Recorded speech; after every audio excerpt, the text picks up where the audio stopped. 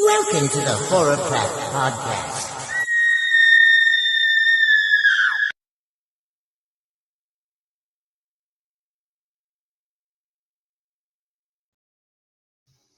Hello, horror fans. It's me, Cass, and Kylie. today we are on our 6th episode of Horrorcraft Reviews, and we are talking about Bad Voodoo. So, the director behind Bad Voodoo actually contacted us about reviewing this movie, Yes. which I have to say, Thank you, Andre, thank you so Yes. much. It was absolutely incredible. But this movie honestly has to do with one of my phobias, which is voodoo. Yeah. Voodoo scares the fuck out of me. Dude, I don't think that there's enough voodoo themed horror movies. No, I because know I feel there's like one by Wes Craven, The Serpent and the what's it called? The Serpent and the Rainbow. In the Rainbow. hmm That's literally probably the only one that I really know of. Or if there is voodoo, it's not in this capacity. No, it's not. And I think this is just such a pared down but well done version of a revenge plot, adding voodoo in such a great way. So let's go ahead and get into the synopsis. So basically, our main protagonist, which is played by Christina Moody, which I'm going to tell you right now, this woman, Christina, if you're listening, I hope you blow up after this because your performance in this was incredible. The way that you teetered back and forth between vengeful and sorrowful, and the emotions, the scream, girl, the scream towards the end, that guttural scream, like you're almost on par with like Samara Weaving type scream. Yeah, She you understood really, the assignment. Okay. she really did. And I mean, not to mention you're really gorgeous in this movie, like She is costuming. And absolutely gorgeous. I Absolutely also gorgeous. A 10. yes, and I peeped the Betsy Johnson boots. So the sparkly boots were Betsy Johnson, and I was like, you know what you're doing with those boots. But this to me was just insane. So It was. Abigail and her husband end up having a horrible tragedy happen, which is one day when Abigail and her husband's name is I'm trying to look up his name. It is I will find it in a minute. But anyways, her and her husband, they've had a horrible tragedy happen, and basically they lose their children and the most horrible, awful way. They have true injustice done to them, which is basically the detectives behind the case end up having to reduce the people's sentence because of like some mistakes. And so she feels like no justice is done. And so we come to her just living in their house. She gets a call from the local sheriff, Marcus, who ends up basically telling her, hey, there are some convicts that got out and they might be coming your way. Do you want me? And he almost gives like a stalker vibe. Which I feel like they were messing around. I just got that vibe. But you get that vibe very shortly. But basically the convicts come into our house.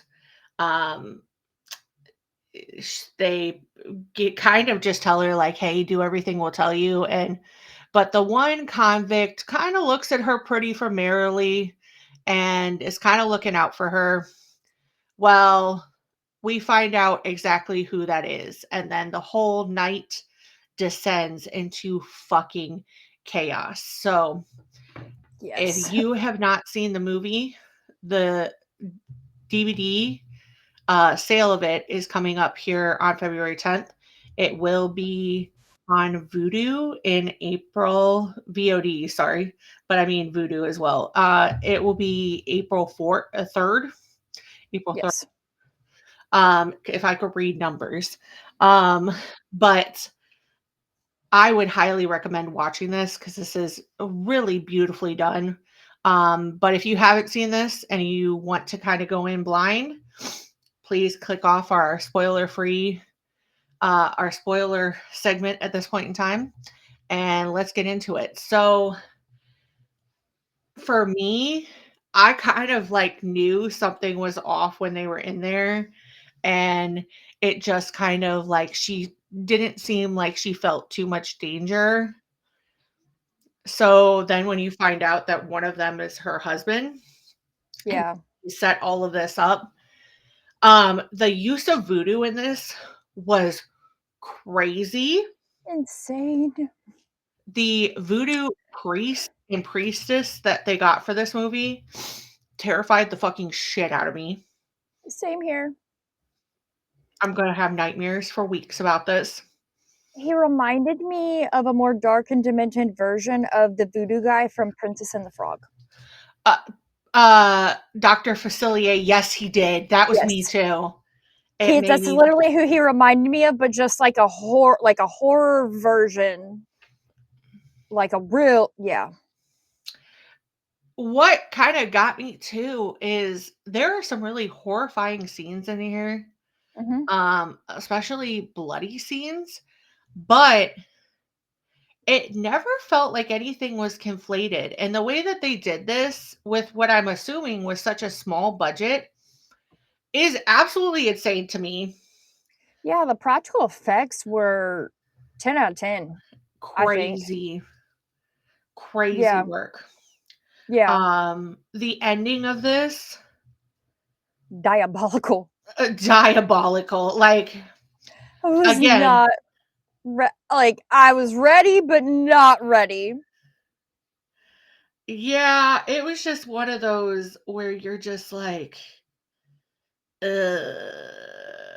Like, oh, that's where we're going to be. That's how we're yeah. rolling. Okay. Okay. All right. All right. Some of the practical effects with like body horror stuff was crazy. Uh-huh. Uh-huh. The hand, Yeah. I'm never gonna unsee that. But Andre, I mean this in the best respect possible. Whatever you dream, whatever vision you had for this, you delivered. You are sick Yes. and twisted in the best way possible. And we highly appreciate it because it's We're just, yep. Yep. We are here for it. We need more of it. yeah, the character work too. Like your character work behind this is just Yeah, insane. there was very good storytelling and character development, you know what I mean? Like, Mhm. of course, I think, like, Manny, the one convict, like, I'm sorry, he got what he deserved, but he played the character very well, but everybody did very well in this movie, and I don't know, sometimes people everything else will be good and packaged great for a movie, but I don't know, storytelling and character development, it's a big one for me. Yeah, character development can be kind of like a hit or miss, but this is truly one that I would have to say is just spot on.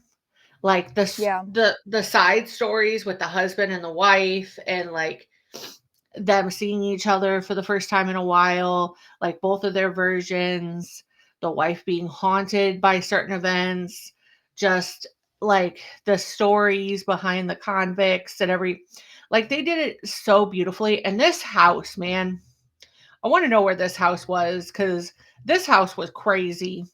Like Yeah.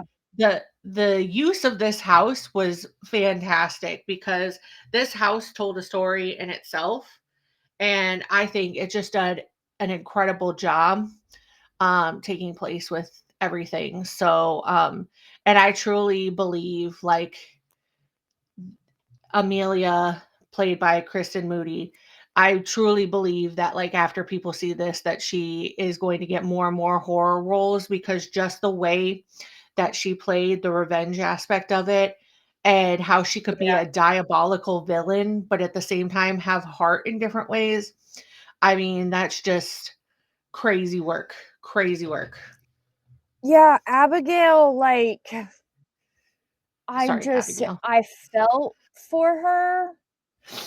And then, Mhm. at the same time, like, it's just like, what would you it's just a mother missing her daughters and did not get the justice that she deserved. Like, what would you do? Another one of what would you do? I don't know. I don't think I'd mess with voodoo though. I don't know, man. I don't know. Yeah, sorry about tripping over the name.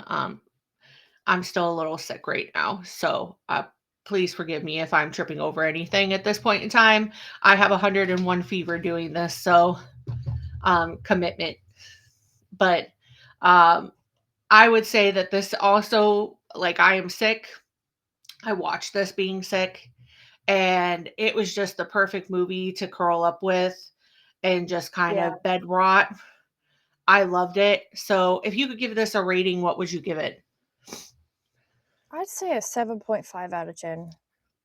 Yeah, I would agree with that. I feel like I started this movie at it possibly being like a 6 to a 7, but the Yeah. ending really drove home for me, like, just that element. And it really shows you, like, this movie shows you exactly what indie filmmaking can do. Uh-huh. And Exactly. if this is the kind of indie films that we are getting this early in the year, I am so here for it, and I can only imagine what is going to grab us by the throat.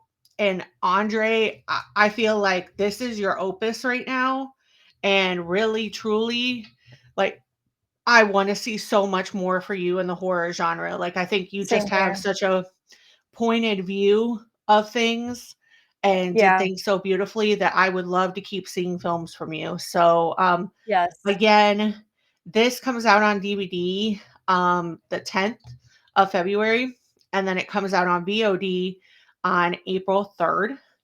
So we will put the links where you can buy it down below, and then we will be promoting on Horrorcraft where you can get it on VOD closer to the time. So until next Yes. time, it's me, Cass, Kylie. and this was Horrorcraft Reviews, and we are saying bye and stay spooky. Bye. Bye.